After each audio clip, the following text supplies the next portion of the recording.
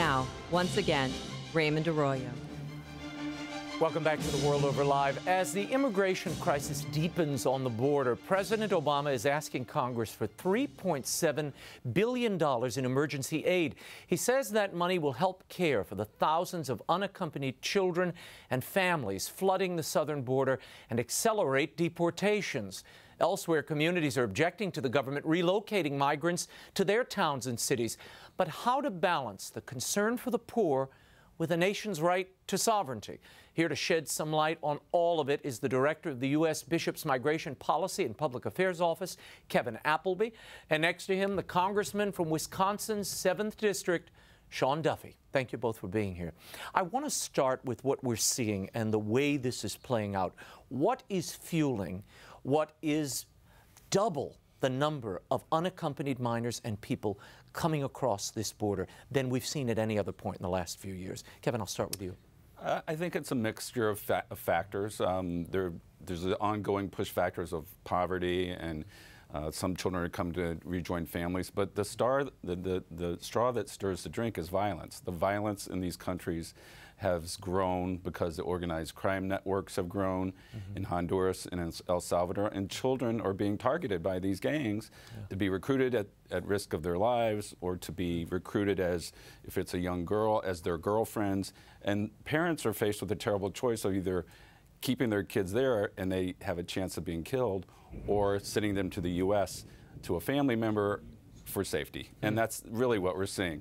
There are a lot of factors, but violence, I think, is what violence in these home countries, primarily Guatemala, Honduras, Chile. I mean, we're seeing it from the Central American countries. And we're not seeing it from Nicaragua, which is a very poor country, but has a lot of security. So, and Raymond, Congressman Duffy, what else is fueling this? Well, that is part of it, and there is that push. But that's been happening for some time in those countries. The real impetus for these children to come to the American border, the real pull has been statements made by Barack Obama and his unwillingness to enforce American immigration law. He has made statements that lead parents in these countries to believe that if they send their children here on their own, these children will be offered amnesty in America. And for that reason, these parents have sent their children on this horrendous journey where they have they've been beaten, they've been raped, some have been killed, some have been maimed, and I think this crisis lays at the feet of this president. Well, is it the president alone? I mean, this has been going on for a good long time.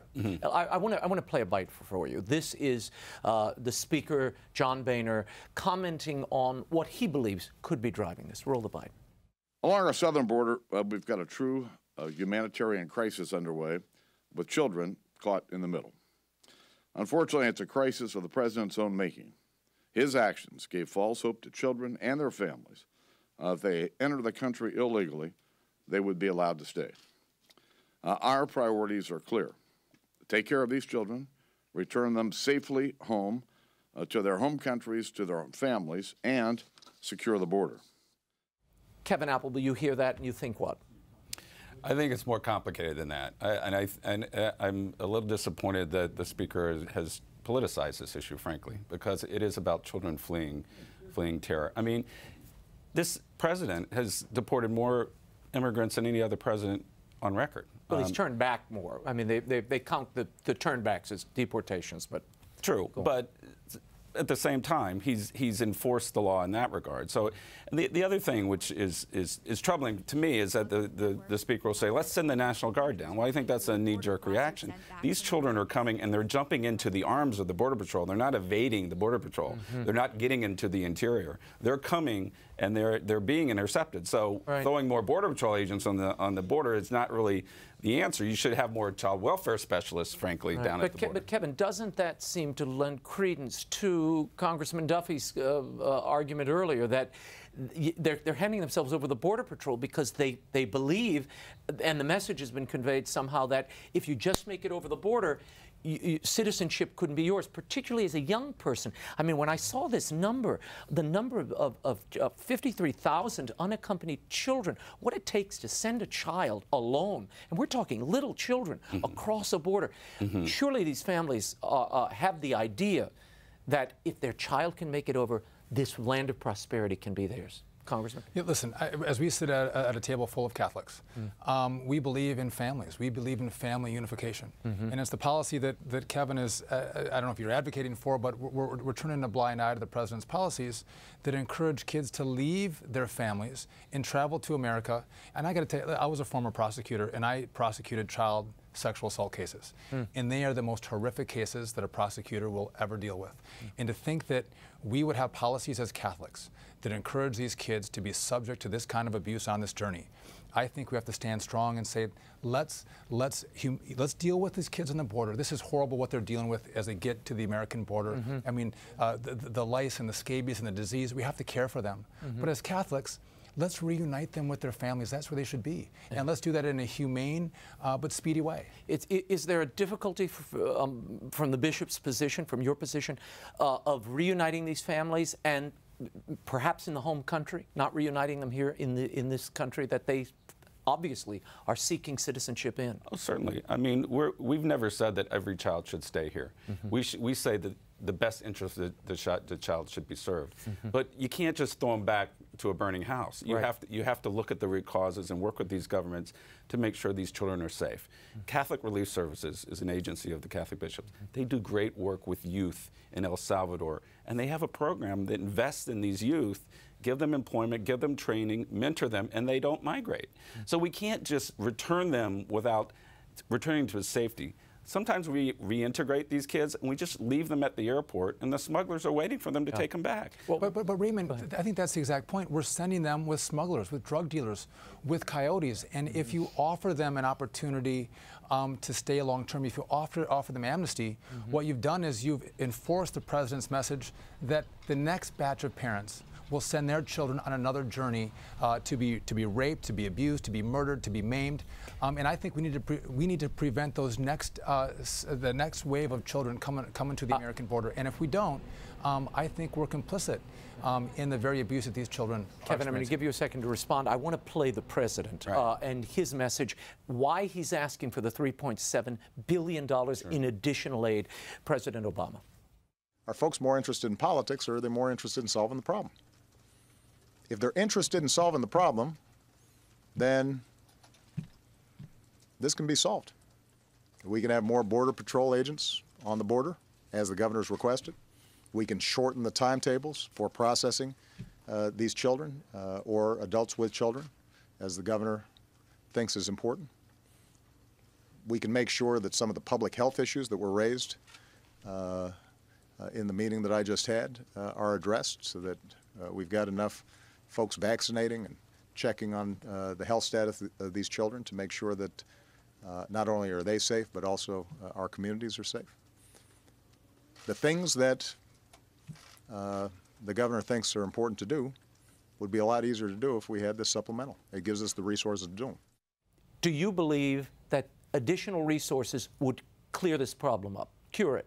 Well, I think it would certainly help. I think clearly the administration was caught off guard here, and they should have known this was coming. We did a trip in November, and we predicted that 60,000 kids were going to come this year, and they didn't prepare for it. So yes, this money is needed, especially to get these kids out of these Border Patrol stations. I think all the Americans have seen them on these concrete slabs, all together with children and babies walking around. We need to get them into child-friendly shelters, first of all, and take care of them. The one issue that we need to remember here is this is not about amnesty. This is about refugees. This is about international law. We have signed on to conventions, refugee conventions, conventions against torture, and we have a responsibility to screen these kids and give them their day in court because they're refugees and they need protection. You were a prosecutor. Are these refugees? Listen, that is up for debate. But I think it's important to note that if we allow the kids to stay, even though we've cared for them, and we don't send them back to their countries of origin and to their families, you are going to encourage more parents to send more children to our border. I think I want to mention the $3.7 billion that the president has asked for. Yeah. Depending on how many kids, if we look at 53,000 kids or 90,000 kids, it's anywhere from $40,000 to $60,000 per child that he's asking for. This is huge money. Listen, as a Congress, you're going to see us send money to the president to care for these kids. I think that's a top priority. But we also want to do what's right by the American people to secure our border and enforce our laws, and also as Catholics reunify these kids with their parents. And the fact is, we do need more judges in the immigration courts. Yes. These deportations, these hearings are taking forever. These children are in limbo, in some cases for years, awaiting trial, and the families. The other crisis that I think doesn't get enough attention. The Washington Post did this amazing piece on a Catholic woman over the weekend, Nora Sandiego. And now she is the legal guardian who has sort of stepped into the fray because you have these children who were born here, American citizens under the law, but the parents are not citizens. So the parents have been deported, they go away, these children are alone here. She has become their legal guardian. She's legal guardian to 812 children and counting. Is this a sustainable situation, and is this even healthy or good? Well, that's a good example that we need immigration reform.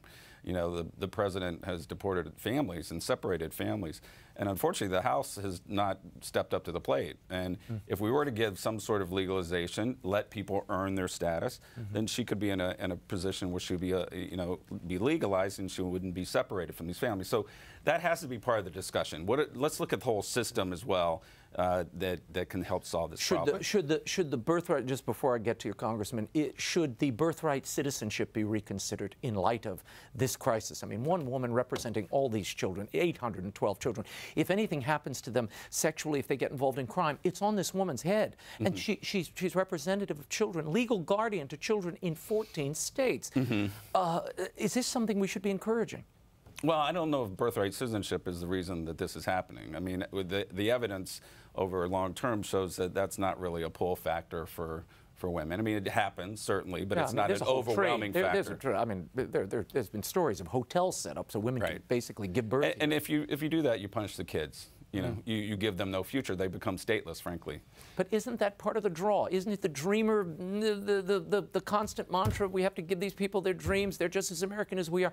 Wasn't that part of the lure that brought these children and encouraged these families to send their kids in the first place, Congressman Duffy? Yes, but I have to point out the hypocrisy.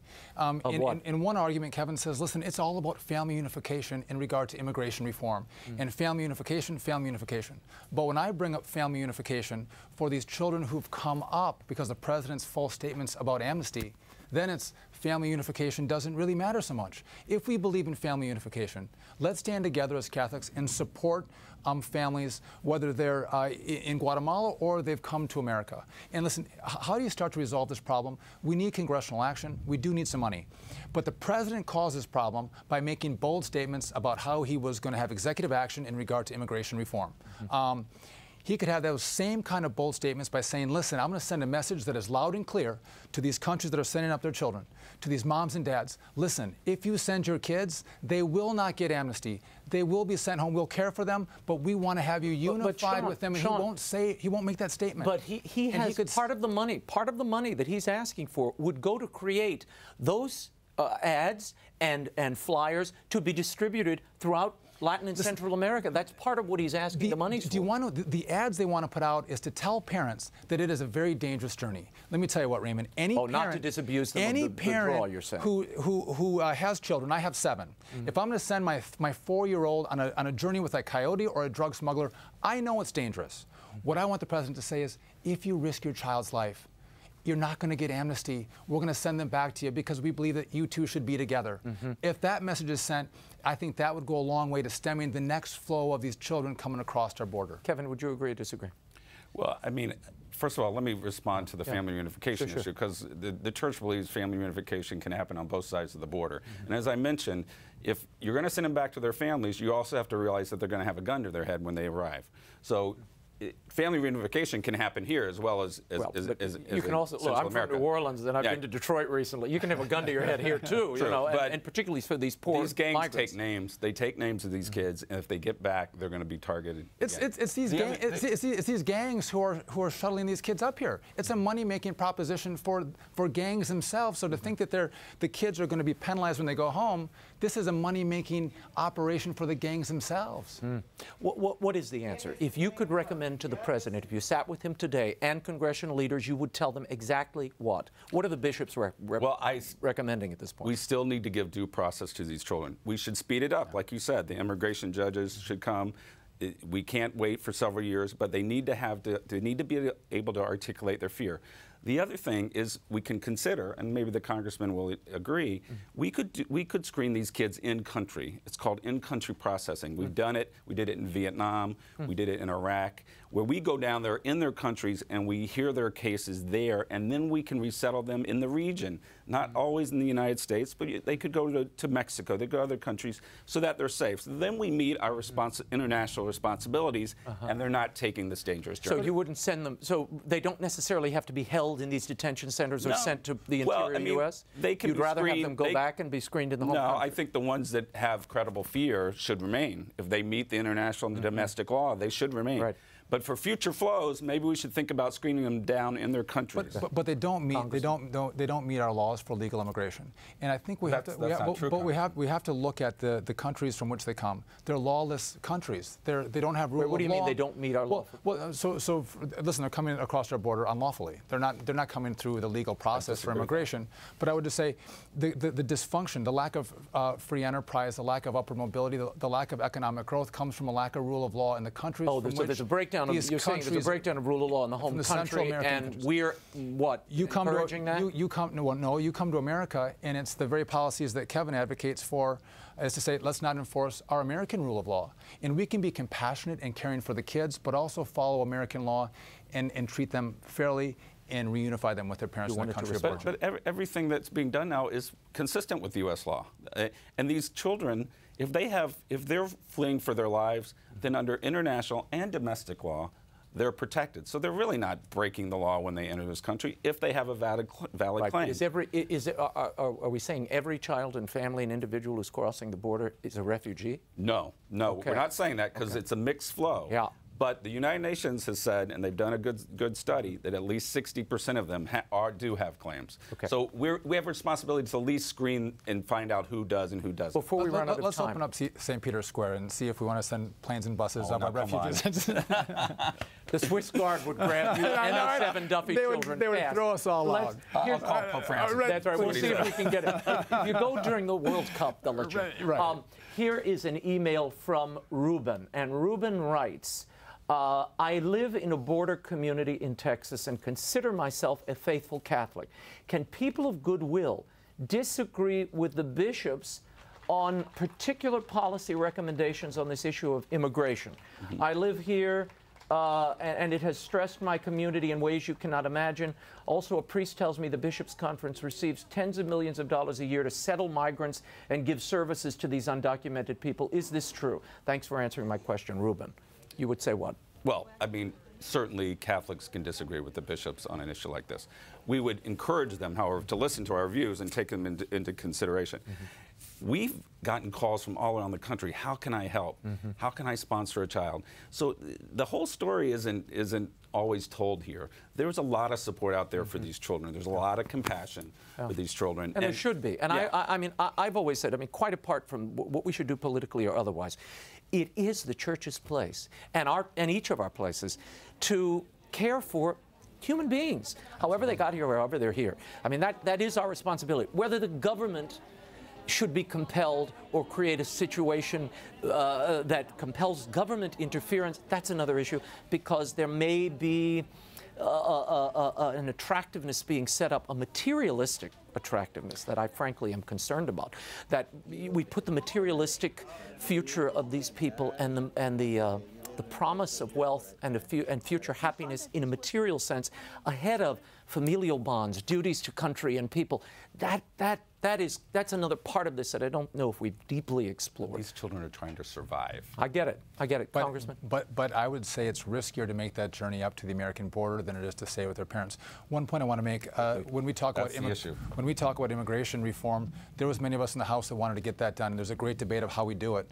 But it's this crisis on the border, the president's action outside of Congress, his unwillingness to enforce the law that has now, I think, torpedoed our ability to get this done. And so I would like to see us actually have a holistic approach, but the president's action and now inaction is making it more difficult for us to do that. The tens of millions he raises in this email, what is the number that the bishops receive annually? We contract with the State Department, but that money is passed through to all the dioceses that welcome the refugees through the U.S. Refugee Program, which has been out of the Refugee Act of 1980, which Congress approved. 60 to 70,000 refugees come in a year that are overseas, and we bring them in and we help them. So it's not like we're getting rich off this. No, it's illegal services. It's, right. it's human services to the poor, helping them navigate the system, all of that. And what we're seeing on the border is equivalent to a refugee situation like in Syria or in Jordan. But the Americans aren't used to seeing this. That's why it's so unique. They're not used to seeing a refugee flow coming across the U.S. border. Should foreign aid be used to compel these allies and friends in our southern neighbors to clean up their act and help create a hospitable situation for their own people? Listen, absolutely. I mean, I think we have to use resources, whether we're cutting it back to encourage them to control their own borders, or to incentivize economic growth and more opportunities in their home countries. I think that's a real positive. Very good. We will leave it there. We could go on for another hour. Yes. And we will. Congressman Duffy, Kevin, thank you so much for being here. You can find out more about the U.S. Bishop's Migration and Refugee Services Office by visiting usccb.org. And Kevin Appleby, thanks again.